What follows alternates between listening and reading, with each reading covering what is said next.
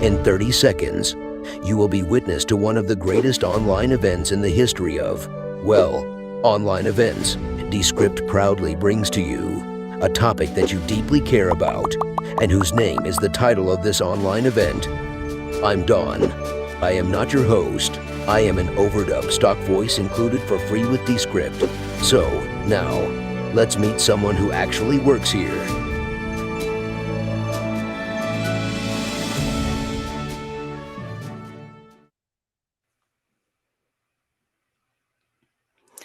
Greetings, everyone. Thank you so much for joining today's webinar. I am thrilled to be talking about shedding bad podcasting habits and building better ones. My name is Harmony Jarudek, and I'm with the Descript team. Today, we're going to be joined by Kevin from the Descript team. He's one of our product specialists, and Justin Jackson, co-founder of Transistor and expert podcaster. We're going to be talking about podcast idea generation, improving your workflow, and increasing efficiency. We're going to talk about how to use Descript and Transistor together. And you may be asking, you're hearing this word Descript, what is it? It's a collaborative audio and video editor that essentially works like a Google Doc. One of the things I love about the tool is that it's one app that allows you to edit your audio and video.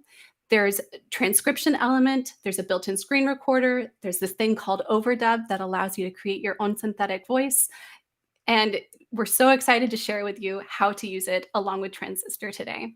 So I would like to invite Kevin onto the stage, Descript product specialist, and Justin Jackson. Welcome. Hey, Harmony.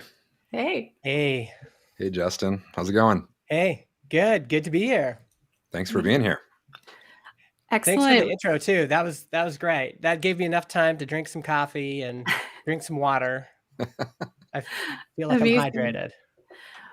Before I turn it over to you guys, I just want to say to everyone watching today, please join in the chat.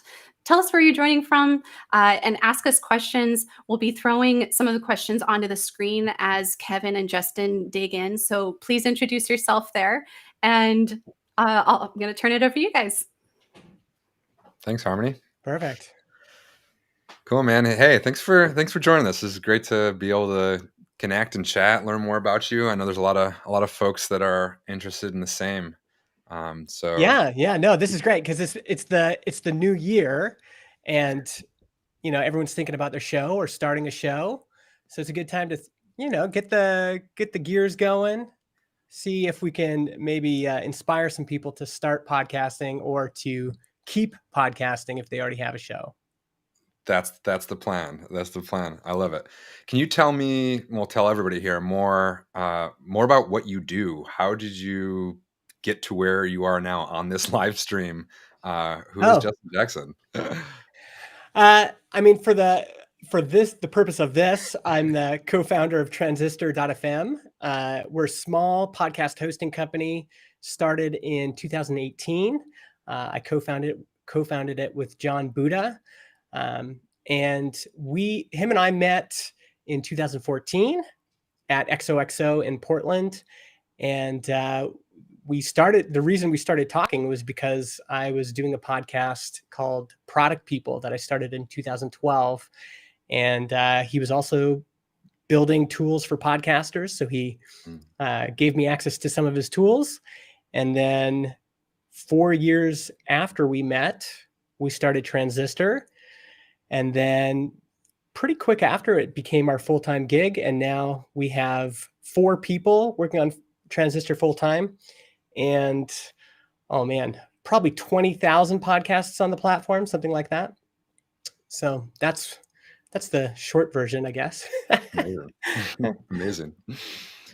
And what was your early start? Like, what was the early Justin Jackson entry into audio? Like, what were the early moments that you thought, like, audio's for me? This is something that I want to be involved in, especially podcasting. But yeah. Well, I mean, I grew up in Alberta, and in Alberta, Canada, talk radio is huge. And I remember driving with my dad in his pickup truck, and we were just always listening to CBC, which is kind of our NPR. And I really liked talk radio, maybe because it was what I did with my dad, but I kept listening to it even in high school. And I have memories of driving my car by myself and like turning off the radio and pretending to be the host, like pretending to be like, oh, what question would I ask, and kind of acting it out. And so I think I was always like into it. I always wanted to be in, do something in audio. Mm. And then years later, and actually I also, my parents knew somebody who bought a radio station who's quite wealthy. And I remember as probably a 17-year-old, after I heard the news, speaking to him at one point, going, "Man, that's so cool! You bought a radio station. Like, how would a guy like me get into radio? And he just said, it's pretty hard." He basically discouraged me from doing it. Oh, man.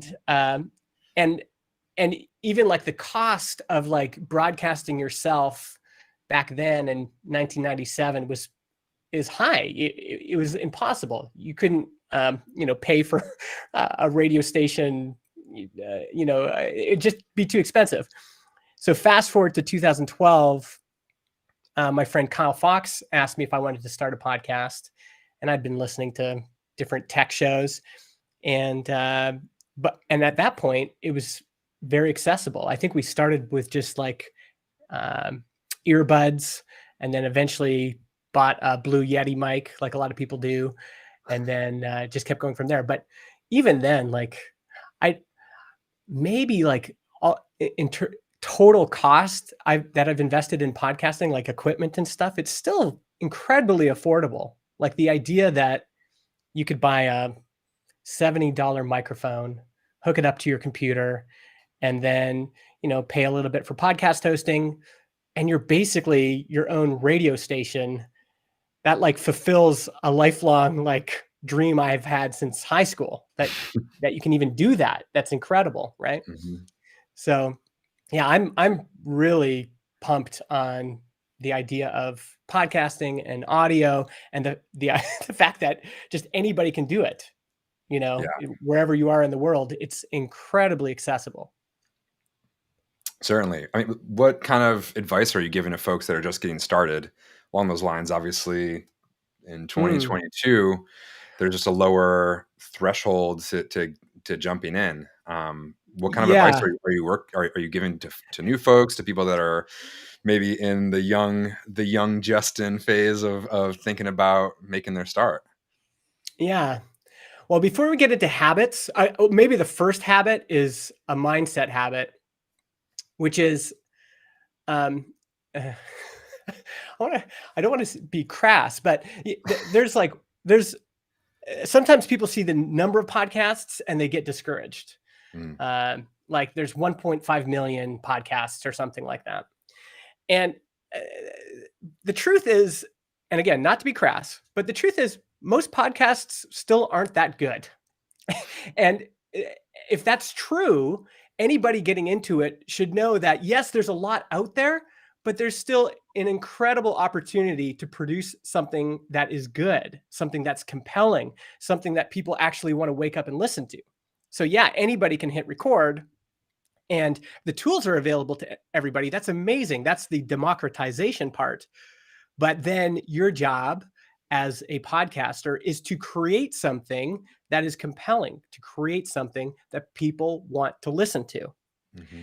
And so I would say the first habit would be research, figure out who you're going to be speaking to and what are they into? What kinds of shows do they listen to already? How much room do they have in their, audio consumption? And what would it take for them to switch to something else? Mm-hmm. And you can ask these questions. There's on Reddit, there's a subreddit called r/podcasts. There's communities of podcasts for podcast fans like Podchaser and Podyssey.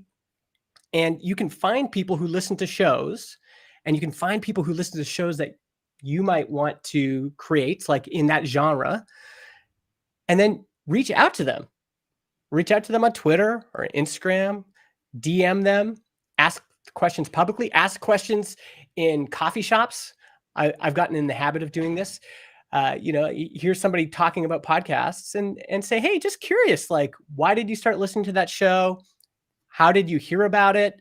What kind of show do you think you would listen to next? What would cause you to switch from something you're listening right now to something else? And the insights you're going to get from that are going to help you form a picture of the type of show you should be creating. And then it also has to align with something you're excited about, something that you're passionate about, and something that, again, you can be compelling, that you can be a compelling host of. The truth is that podcasting isn't for everybody. Even though the tools are available for everybody, podcasting is for people that can be good on the microphone. And that takes some practice, that takes some trial and error, and it takes some passion. And if you're just kind of, if you're not fully bought into that, it will be hard to get listeners. But if you are committed to creating something interesting and good, then then start following those habits of research is number one. Practice. Of course, the first show you put out is not going to be perfect. It takes lots of time. Even what I was doing in the car when I was in high school, I was practicing. What does it take to be a good host? Listen to your favorite radio host. Listen to Howard Stern. Listen to Terry Gross. Listen to people that are good at what they do, and pick up on that. When do they pause? How do they ask questions? What kind of style or tone do you like? What kind of style and tone is compelling to you as a listener? What turns you off? What makes you fast forward? What makes you stop listening? So practice and keep engaging with your audience. Once you find something that works, be in connection with your audience. And some people say it's hard to get feedback. Like, that's the number one thing. Like, oh, audio, I never get any feedback. There's no like centralized comments like YouTube. And the truth is, you'll know when you've truly become compelling and also connected with an audience. You'll know because they will find you. And one way to encourage that is to give them prompts. So one of my favorite prompts is to give a shout out to the people listening who are doing the dishes, like, hey, everybody, if you're out there doing the dishes right now, I know you're there. Just tweet me at MIJustin, like that, giving people an opportunity to, hey, are you walking the dog right now? If you are walking the dog right now, could you just stop and just like shoot me an email at this address or shoot me a tweet? I just want to know that somebody's out there listening, and giving people those fun opportunities to engage with you and those prompts to engage with you, you'll probably see more responses, more engagement if you give them. Of course, this is all on the bedrock of being compelling and interesting and actually, finding an audience, all of which are not easy. But once you do that, getting feedback is not as hard as you might think. Yeah, that's fantastic. I can imagine myself right now washing the pan after cooking dinner, hearing Justin's voice in my head. and maybe if we have time, I can show people a few tools they can use to do that research. Should I do that right now?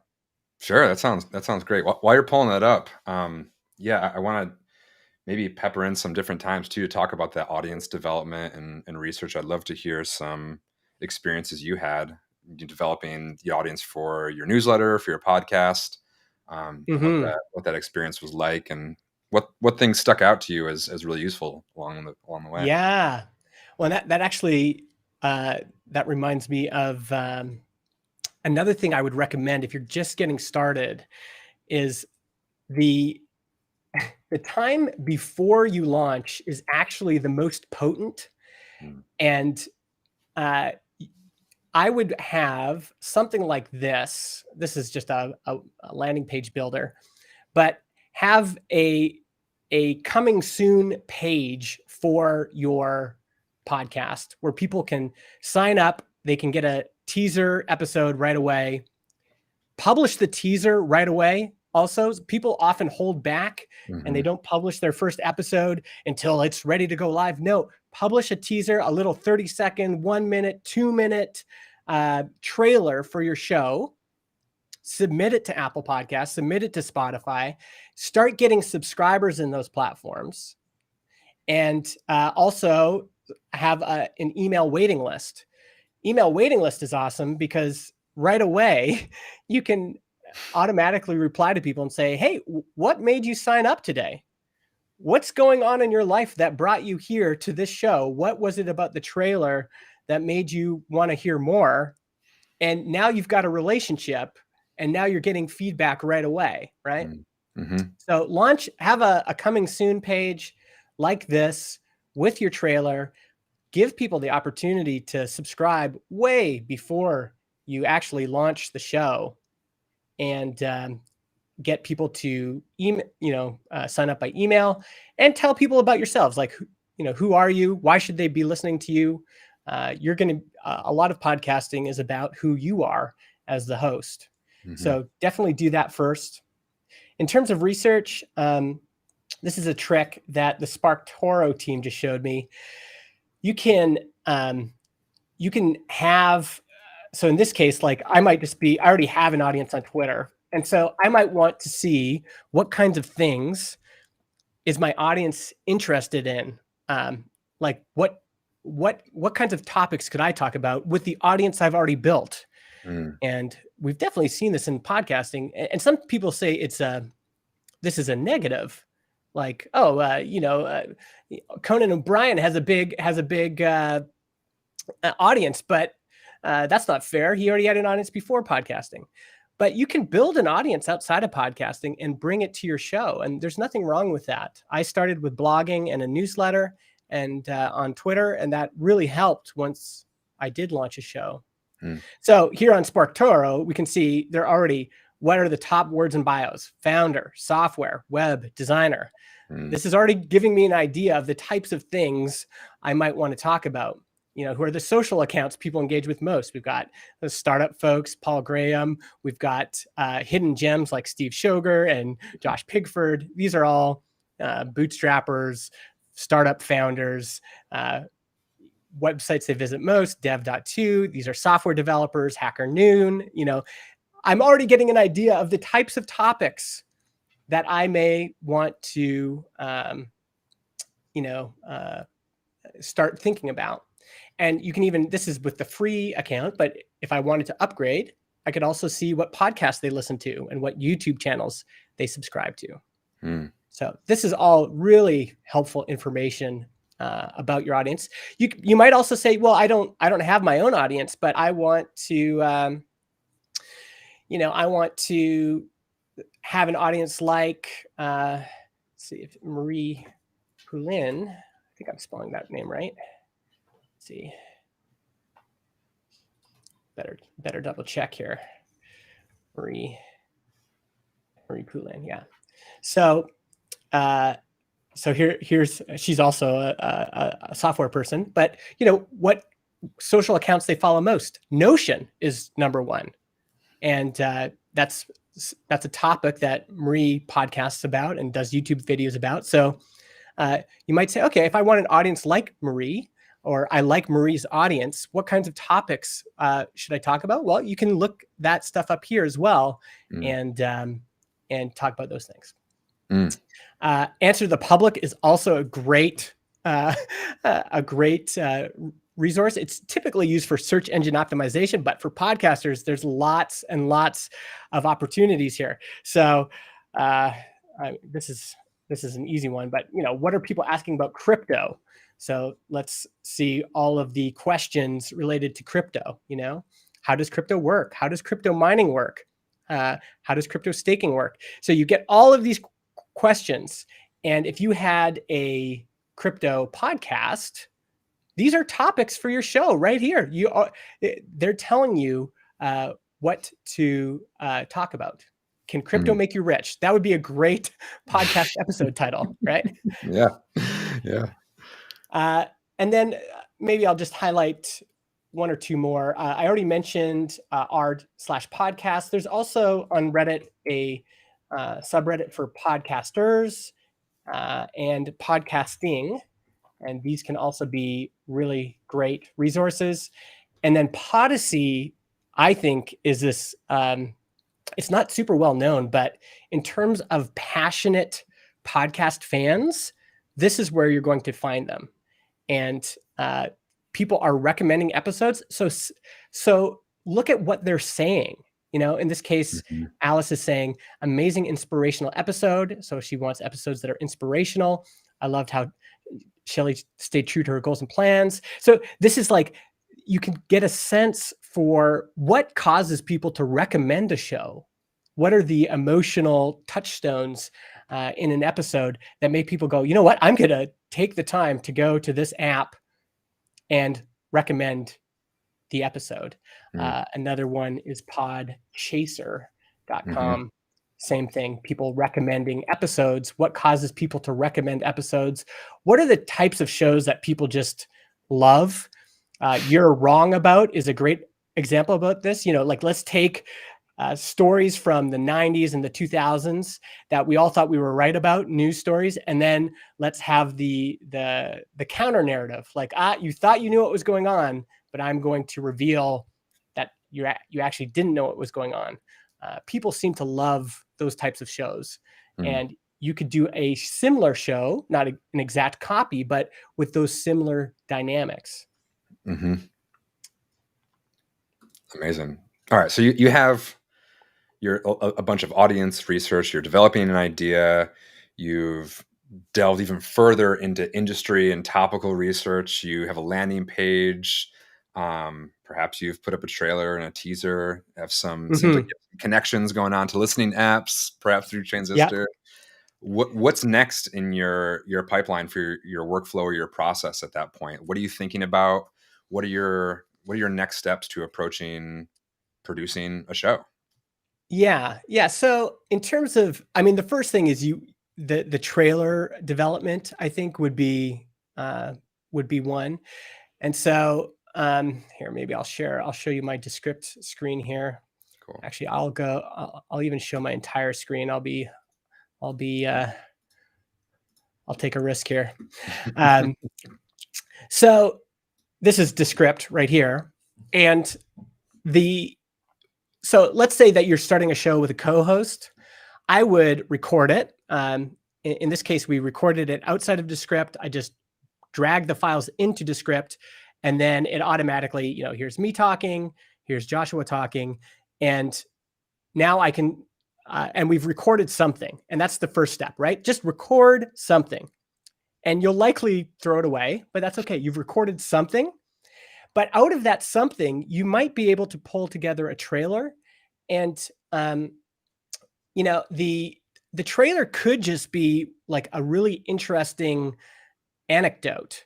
So, maybe this is it here. Josh was telling a story and about a startup he worked at. So I could just say, you know what, this is going to be my trailer. So I clip it to a new composition, and I'm just going to call this trailer. And now I've got, this is how long is this clip? Just over a minute. This alone would be a fine trailer, right? Maybe I want to add a little something to it at first. So I could just like record some audio, say, hey, everybody, here's a show that I recorded with my friend Josh. It is coming soon to Apple Podcasts, Spotify, or wherever you listen. If you're interested, it would mean the world to me if you subscribed and told a friend. So there's the intro, and then I've got a little clip, and then maybe I just end it with one more little outro, right? So that gives you a taste of what we're going to be talking about. Again, please subscribe in your favorite podcast app and tell a friend. So in a few seconds here, I've created a podcast trailer. I can the nice thing about Descript is I can edit these visually. So if I want to take out this I can do that. I could even, with the tools here, I can remove all filler words if I wanted to. So I can just like apply to all, remove all of those filler words. So now all of my uhs and spaces are done, and I can play this back. And that's how I would start, because you need to get something out there that the audience can interact with. And if you can't get any sort of interest in the trailer, that's probably your sign that you need to keep working with the concept or choose a different concept. Again, the most potent time to like build anticipation is before you've really released your first episode. The trailer should serve that purpose of kind of the litmus test for whether or not there's enough here. And yeah, I would publish this. You can export it as an MP3, or you can publish it directly to Transistor or wherever you host your podcast. And that whole that whole process doesn't have to take a long time. You can just choose your show, and then publish it, and then put it out there and see what people say, right? Awesome. After that, once you've gotten some feedback, once you've gotten people on your email list and you're like, hey, what did you like about the trailer? Where would you like us to take the show? Then, yeah, start recording your episodes based on the information you have, like based on what you think the audience wants. You're always kind of guessing, right? You're guessing, what does the audience want here? Like, what are they interested in hearing? And then based on that, yeah, create your show. Into Script, you can also add audio files. Let's see if I've got one here to give you an example. Yeah, so I've got little audio intro music here, and you can add that on top. So it's kind of like if you've ever used a nonlinear editor, Descript is like a mashup between Microsoft Word and Google Word, and a nonlinear editor that you might use like GarageBand. And so, I can take this audio clip and I can move it back and forth. I could add a fade in and a fade out if I wanted to. So it's not just the ability to edit, the text and the audio and all that stuff visually, which you can do here, but it's also, you can add in other clips. So yeah, I would start editing your show based on the feedback you've gotten. Feel free to, use different clips from different places if you want, refer to things you're interested in. Bring clips from past episodes. I transcribe almost every episode into Script, and then I'm often using it as a search engine, to say like, how many times, where did I talk about startups? And then it'll just bring me right to that. It'll bring me right to that spot where I talked about startups, right? And I can use that clip in other episodes. And maybe one more thing while I'm here. Yeah. You've got this trailer episode, which you've hopefully uploaded to, again, Transistor or wherever you host your podcast. But the other thing is you want to promote your show on social media, and you can do that as well with Descript. You can create these audiograms. And so I've got this automatic, clip here, this little video clip that gets generated that I can now post to Twitter and Facebook and Instagram and promote the show there with a link for people to go to my landing page and sign up for the email list, or better yet, go to Apple Podcasts or Spotify or Google Podcasts and subscribe in their player so that when I'm ready to launch that first episode, they're already subscribed. They'll see it drop as soon as I publish it. So having all of this in one place, being able to, create these little promo clips and things, that's why this workflow to me changed my life. Once I was like, oh my God, I can do all this into Script, instantly export it to Transistor, and then publish it, and dramatically reduce the amount of editing I have, but then also create these marketing assets like an audiogram, and then also trailers are big now. I mean, transcripts are big, so you can export the subtitles and upload those to your podcasting host if they have them. So you can kind of do it all in one place. Which makes this whole workflow really powerful. Cool. So to wrap that up for folks, you've held an interview conversation, you've uploaded that, done some editing real quickly, threw in an intro and an outro, maybe some music, and you're off to publish to promote your upcoming show. And as simple as that. Yeah, exactly. And you might have to do that multiple times, right? Like you might have to,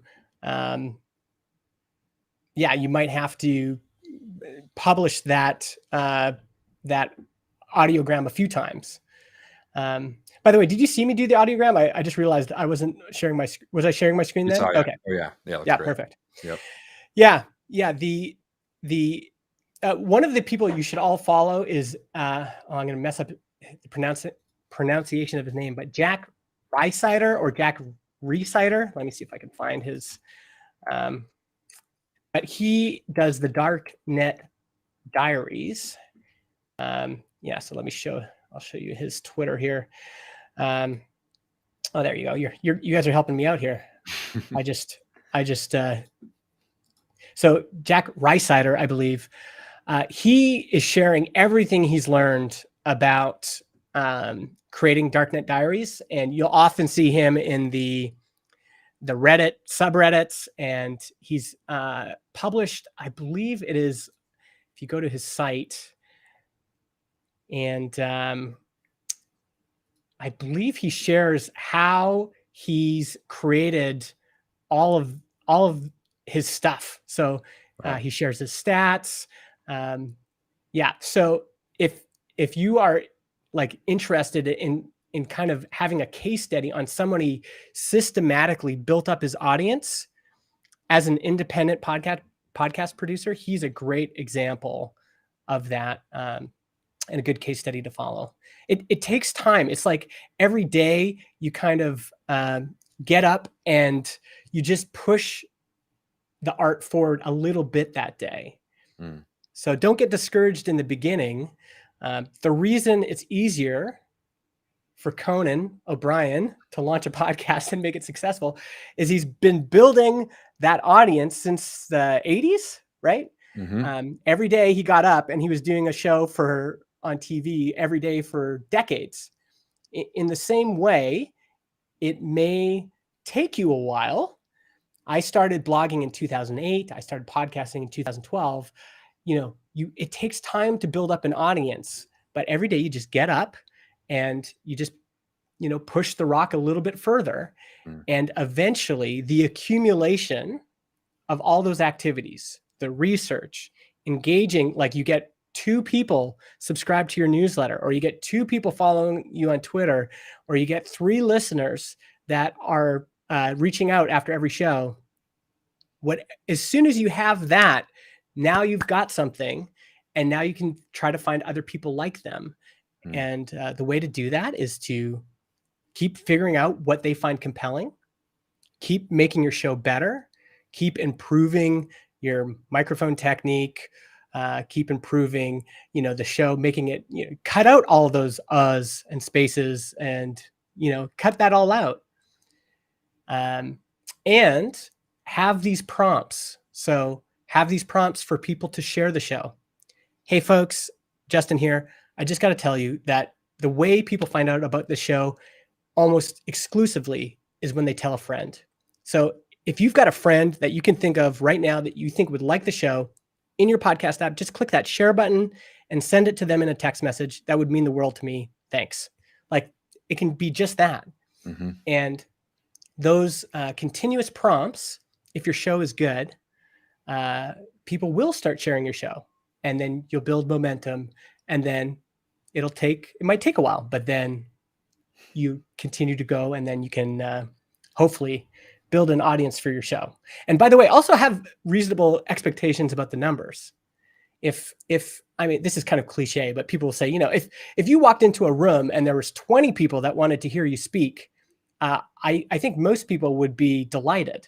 If you walked into a room and 50 people wanted to hear you speak, that's, you might even be a bit intimidated. And if 100 or 500 people wanted to hear you speak, that's a big crowd. So if you're getting 100 downloads an episode, that's not a failure. That's incredible that you, a person on the internet, could reach out from wherever you are in the world and connect with another human being somewhere else in the world using audio. That alone is incredible, and you should be proud of it. That's awesome. So, and do it for the love for a long, long time, and then worry about money later. Love it. Speaking of audience, we're gonna open up some questions from our audience here. Reminder to folks, keep coming in through the chat and let us know if there are questions we can answer. But Frederick is asking, should I be creating a YouTube video that then also becomes a podcast, or go audio only? This is the age-old question of repurposing, doubling content, choosing one or the other. Yeah. What do you think about that, Justin? This is my advice. And of course, for some people, they should not listen to this, but if you're good on video, then do video. And you can also record that and edit that in Descript. What I would do is, once you have it pulled into Descript, just publish certain clips on YouTube.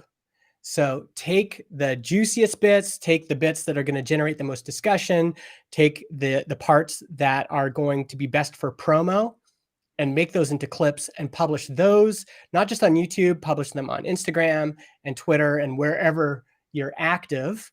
And that can be a great effect. And then basically have a call to action in the YouTube description, and then also in the video, to say, hey, if you're enjoying this clip, head over and listen to the whole thing on the audio podcast. So don't try to get people to watch the whole your 1 hour podcast on video. And some people, again, maybe shouldn't follow this advice. For some audiences, that 1 hour video might be great. But most of what I've seen in terms of success on Transistor, the people having success with video are publishing clips and using those to engage an audience. If they're on TikTok or something, and then say, hey, if you enjoyed this, please subscribe to the show in your favorite podcast app. So yeah, definitely do video. I actually like video even better than those audiograms I showed you. So I'll pull the video into Descript, transcribe it, and then I'll remember I know I talked about this one thing. So then I use the search functionality to find that one clip, highlight it, export it as a video, and then upload it to all the places. Very cool. Very cool. Let's check out another question. I thought about putting 7 solo episodes out there and use these episodes as an example for the guests I want to invite, because no one knows it yet. What do you think about this as strategy from Basma? Sure. Yeah. I mean, that could be good. It could work well. Getting guests the initial time can be tricky. Another trick I used is, so I'm building anticipation for the show, my first podcast. And I had a little bit of a following on Twitter and a little bit of following on my email newsletter. And so I just emailed them and tweeted them and said, hey, I'm starting a podcast. Who would you most like to hear from on my show? And then I allowed them to respond. Then I took those responses, I screenshotted the responses, and I sent those to the guests and said, hey, you don't know me, but you were one of the most requested people that I speak to on my podcast. Here's what people said. And that was a great way to get guests initially when I didn't have a track record. So yeah, whatever it takes to get people, to pique their interest. I think being involved in a community with an audience way before you launch the show really helps. It's one of those things that, you'll have those connections. You'll have that network of people Maybe people are already familiar with your story or what you're trying to do, or they've seen other projects you've done. For me personally, I'm much more likely to be a guest on a show when they're already kind of in the mix. I've seen them in other places on forums or on Twitter, and I'll be, oh yeah, I know you. I see what you're doing. Yeah, I'd be happy to go on your show. So those two techniques I think can be helpful for getting your first guests. Certainly, love it. We have one from Reed. How do you feel about social audio apps like Clubhouse I hate or Spaces? No, I think they're great. I mean, they're definitely not as we saw quite a frothy kind of situation, right? Like for a while, it felt like Clubhouse was going to take over the world, and LinkedIn was building a Clubhouse thing, and VCs were investing in other Clubhouse alternatives. But I think they've just become another channel, just like this. Like right now, we're doing a live video thing, and this has existed forever.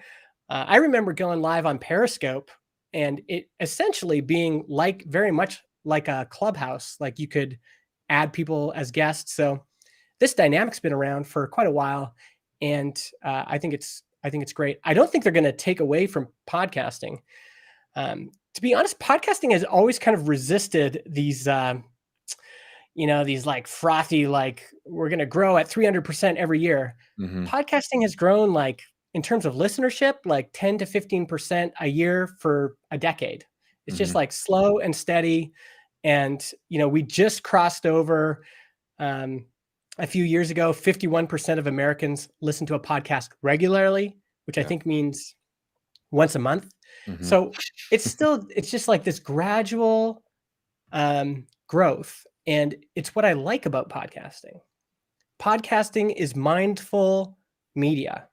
It's slow. It is resistant to some of the effects that the negative effects that we see in social media. It's just a very, very different medium. And I continue to hear, just when I'm on the chairlift snowboarding or I'm in the coffee shop, and people say, "Hey, what do you do?" And I say, "Oh, I'm in podcasting." 5 years ago, people were like, "I don't know what that is." And more often than not, now the response is podcasts. Oh, I love podcasts. I just got into podcasts. My cousin told me about the show, and then I checked it out. And so I don't think it'll take away from podcasting. If anything, it'll be additive to it. And you see with Twitter Spaces now, they're allowing you to record those conversations. Eventually, I think the practice will be similar to what we're doing here. You will record something live, but then you will have the recorded version, and then you can take clips from that, and then you can edit it down. And, so yeah, if anything, it'll be additive. Yeah. What do you think some of these companies can do to further democratize podcasting, right? Like we started off talking about the barrier of entry being so low these days, but there's also like an industry, a thriving industry that we're seeing grow. What do you think can happen at an industry level to further that? I don't think you want to open up this box. Just the wrapper, just the first layer of wrapping. I mean, I believe that the democratizing force in podcasting is RSS. RSS is this old protocol that's been around for a long time that says when you start a podcast on Transistor or Anchor or any of the other places, you get an RSS feed and you control it. You decide where to submit it, whether you want to submit it to Spotify or not, whether you wanted to submit it to Apple Podcasts or not, whether you want to just have people add it to their own device manually. If you decide to leave a podcast hosting provider, you can forward that RSS feed somewhere else and bring your audience with you. And it also, because it's distributed, there's no big corporation that owns podcasting. There's a balance of power because the RSS feed means not only can I submit it to Spotify, but I can also submit it to Apple, also Amazon, and also Google. And so all of these mega corporations who would love to own podcasting. It's much more difficult. And for creators, in the short term, I think centralized platforms like TikTok or YouTube can be attractive. But in the long term, if you want optionality, technology like RSS gives creators way more optionality. Mm-hmm. And if you wanted to add a private podcast feed that's paid, you can do that with RSS. And you can tell your public podcast subscribers, hey, if you want to support this show, we have a private podcast feed here. You can go and pay for that either on Patreon, or you can do it on Transistor. There's lots of ways of doing these things. And so I think that's the key is I'm a big defender of RSS. In the same way that, we've seen a lot of creators go back to email newsletters. Again, this old kind of messy technology, but nobody owns email. And it gives you way more optionality as a creator when you're not beholden to just one company for your audience and for your monetization if you're at that point. So the key is to continue to invest in RSS and make it better. The key is to continue to understand, because when I started, I think I would have been way more inclined to say, oh, I just want one platform I can upload everything to. Just give me all of the stats that a centralized platform can give you.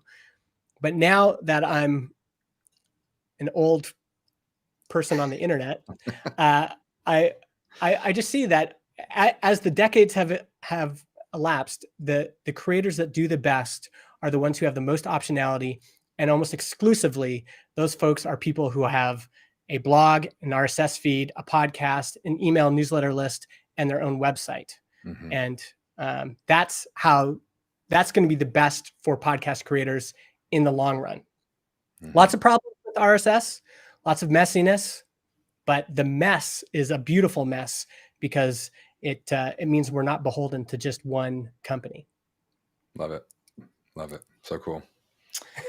Thanks, man. Let's bring another great question. Does using a hosting service help with an increase in downloads, listen, visibility in any capacity, as opposed to a free service like Anchor? Not really. No. So, I actually encourage people to try Anchor all the time, or SoundCloud, or if you want to just get started, feel free to use any of those. You can always, most of people upgrade to a paid hosting provider to get better stats, to get better customer service, to get a better built-in podcast website, a better embeddable player. We do dynamic audio insertion, private podcasts. So people upgrade for those pro tools. But if you're just getting started, there's no reason to not start free. And anybody that says they're really going to help you grow your show is not being truthful. Really growing your show is up to you. You've got to understand your audience better than anybody else. You've got to go to where they're at, where they hang out, and find appropriate ways to attract listeners to your show. And it's hard work, it's a grind, but if you do it over a long period of time, it's additive, it's cumulative. It grows gradually, and to the point where in a few years you might have built up a couple hundred listeners or a couple thousand listeners.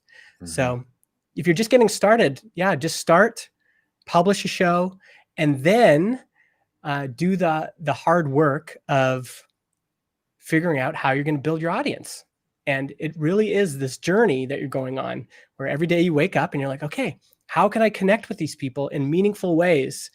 And not just to get more listens for my show. It can't just be focused on you. It has to be focused on them. How does it make their life better? Nobody wakes up in the morning and says, man, I just want to listen to a show so that podcaster feels better. They're listening to the show for them. There's all these magic words. Alan Clement has this great book called When Coffee and Kale Compete. And in business, we call this the jobs to be done framework. It's worth looking up. But, there's these magic words people use, like give me, help me, free me, make the takeaway, equip me. So for example, like take away the frustration of me having to do all this crypto research myself. Like that's what you're doing. That's how you're helping the audience. There's got to be this strong, compelling reason for people to listen, right? And maybe it's just distract me from how boring this drive is, every day, right? That could be a reason. And so, then you're just trying to entertain people and distract them from their drive. But if you know that one of the primary reasons they're listening is because they're bored on the commute, then you can start to use that. Like you can go, hey, I know you're in that car and I know you're frustrated. And I just want you to know that I hear you. And here's a funny story to help you pass the time, right? Like use that for to your advantage to create stuff that people want to listen to. Yeah. So great.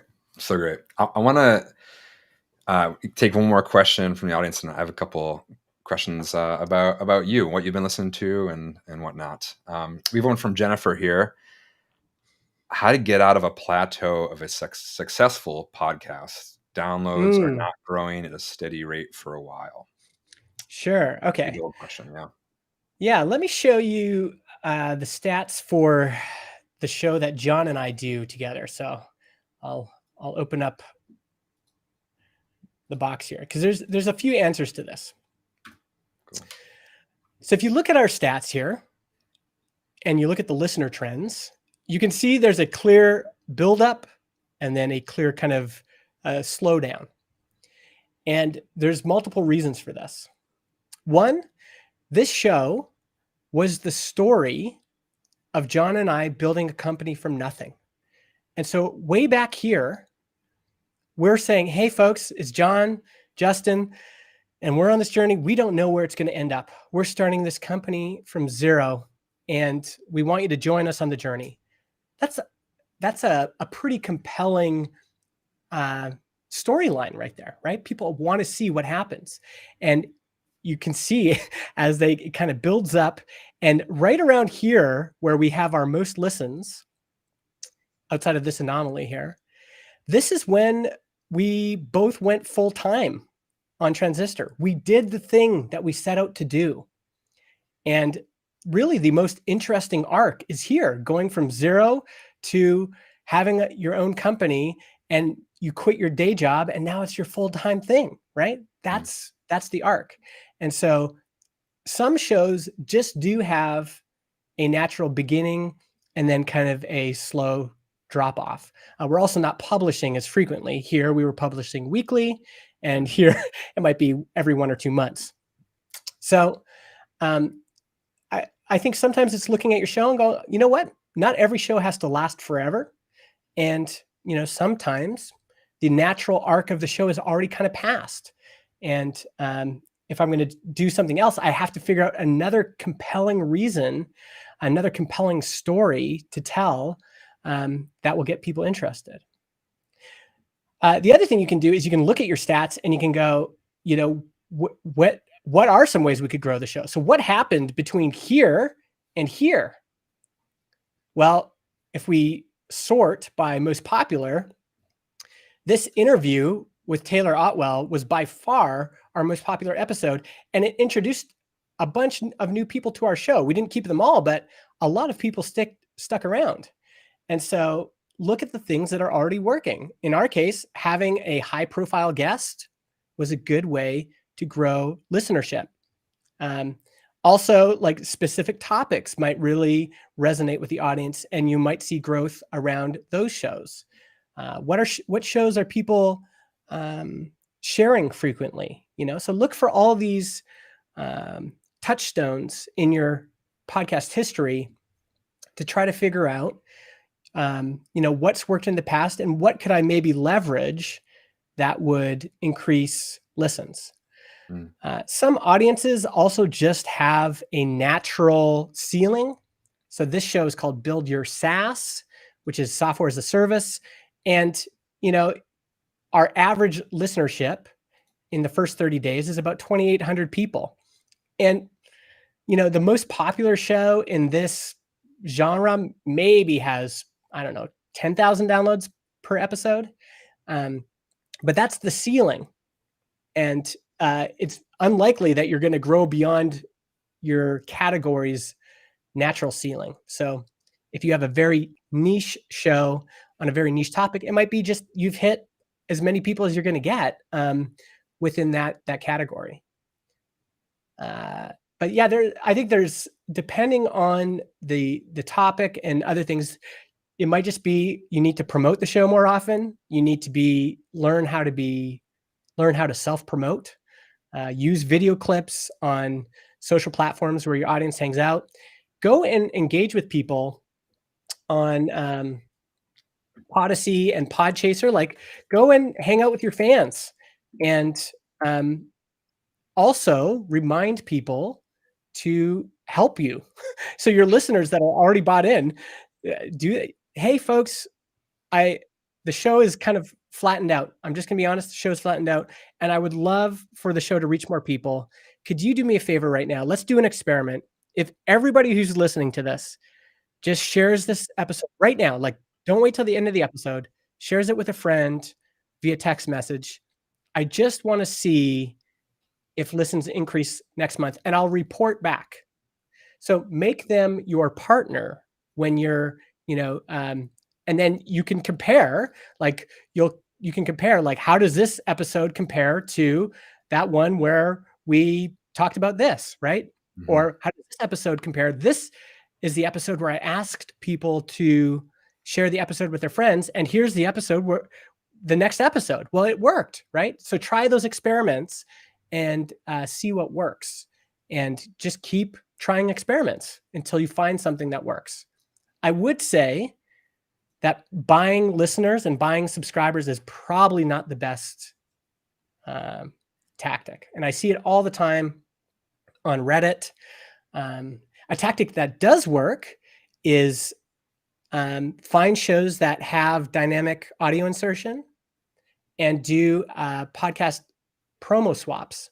So say, hey, you've got an audience about the same size as mine, and I think your audience overlaps with mine. Why don't we each add, so dynamic audio insertion would be like automatically add a 30-second clip at the beginning or the middle or the end, and just do it for all of your back catalog.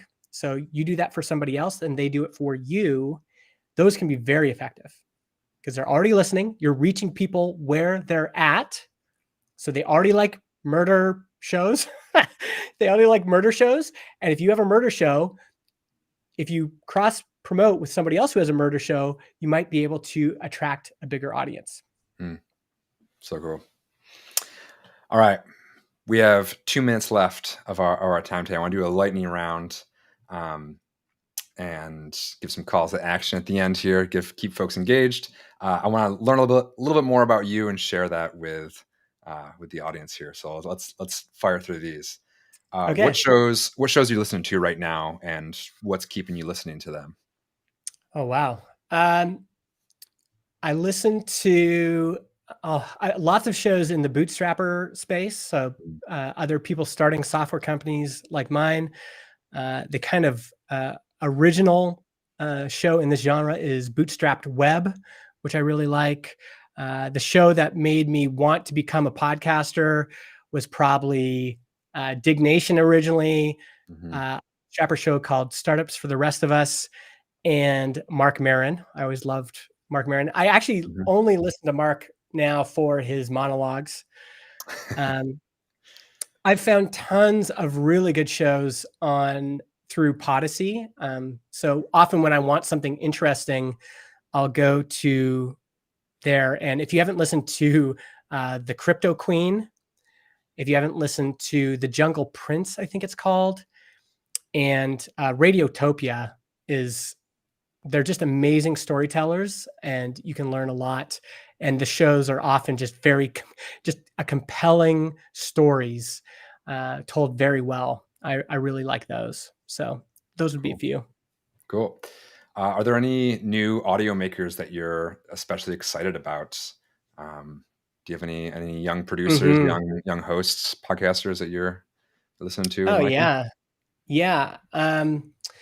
I really like in the bootstrapper space, there's a podcast called Software Social with Michelle and Colleen. And our industry is pretty, there's a lot of men on mics, and just hearing them discuss starting a business, it's just a completely different tone and a needed tone. It's a really, really wonderful show.